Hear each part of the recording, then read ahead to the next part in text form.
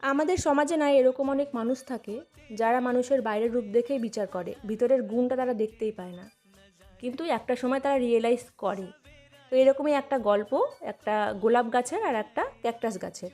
Cactus গাছটা মনের দিক থেকে ভীষণই সরল ছিল, আর গোলাপ গাছটা ছিল খুবই অহংকারী। তো সবসময় গোলাপ গাছটা ক্যাকটাস গাছটাকে অপমান করে বিভিন্ন রকম কথা বলতো।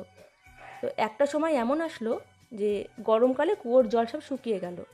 তখন সেই গোলাপ গাছটি বাধ্য হয়ে ক্যাকটাস গাছের কাছে জল ভিক্ষা চাইল।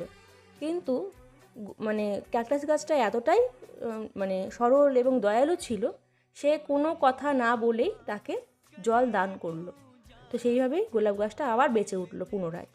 কিন্তু যেই গরমকাল চলে গেল, সে কিন্তু তার এই যে দানটা, মানে ক্যাকটাস গাছের এই যে এতটা দান, সেটা সে ভুলে গেল। তো এরকমই আমাদের সমাজে কিছু মানুষজন থাকে যাদের দান করলেও তারা ভুলে